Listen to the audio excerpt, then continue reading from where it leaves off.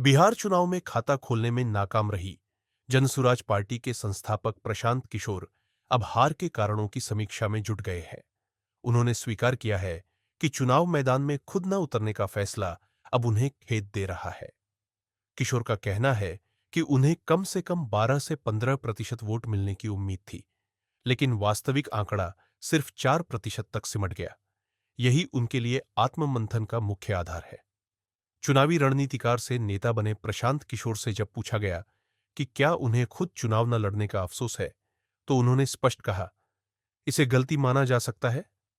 अगर मुझे हार की आशंका होती तो अपने संसाधन, पैसा और विश्वसनीयता इस तरह दांव पर क्यों लगाता। इन्हीं संसाधनों से मैं आसानी से सांसद या विधायक बन सकता था।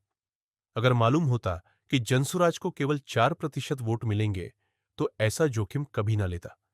मैंने कोई निजी सर्वे नहीं कराया, बल्कि पूरी तरह विश्वास के आधार पर यह दांव लगाया।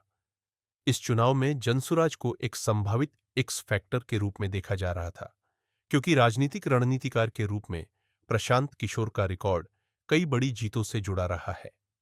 पार्टी ने संगठन को मजबूत एक करने पर जोर देते हुए 243 में से 238 सीटों पर उम्मीदवार उतारे, लेकिन कोई भी सीट जीतने में सफल नहीं हो सकी।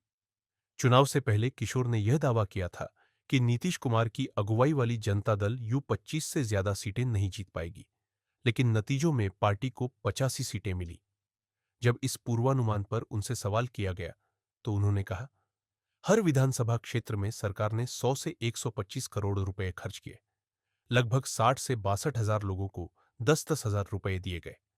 माना जा सकता है कि यह जानकारी पहले भी थी, लेकिन इसे आसान उदाहरण से समझिए।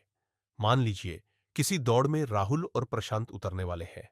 फिटनेस के आधार पर कहा गया कि राहुल जीतेंगे, लेकिन जैसे ही दौड़ शुरू हुई, प्रशांत मोटरसाइकिल लेकर आगे निकल जाई, तो नतीजा तो बदल ही जाएगा। ऐसे में अनुमान गलत लगना स्वाभाविक है।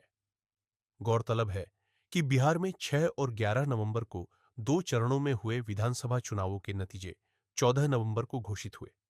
इनमें राष्ट्रीय जनतांत्रिक गठबंधन एनडीए ने 202 सीटों पर जीत दर्ज करते हुए स्पष्ट बहुमत हासिल किया। इस गठबंधन में बीजेपी को 89, जेडीयू को 85, एलजेपी रामविलास को 19, हिंदुस्तानी आवाम मोर्चा को 5 और राष्ट्रीय लोक मोर्चा को 4 सीटें मिली। विपक्षी महागठबंधन का प्रदर्शन बेहद कमजोर रहा और उसे कुल 35 सीटों से ही संतोष करना पड़ा। आरजेडी केवल 25 सीटों तक सीमित रह गई, जो 2010 के बाद उसका सबसे खराब प्रदर्शन है। कांग्रेस 6 सीटों तक सिमट गई। सीपीआई एमएलएल को 2, माकपा को 1 सीट मिली, जबकि भाकपा को इस बार कोई सीट नहीं मिल सकी।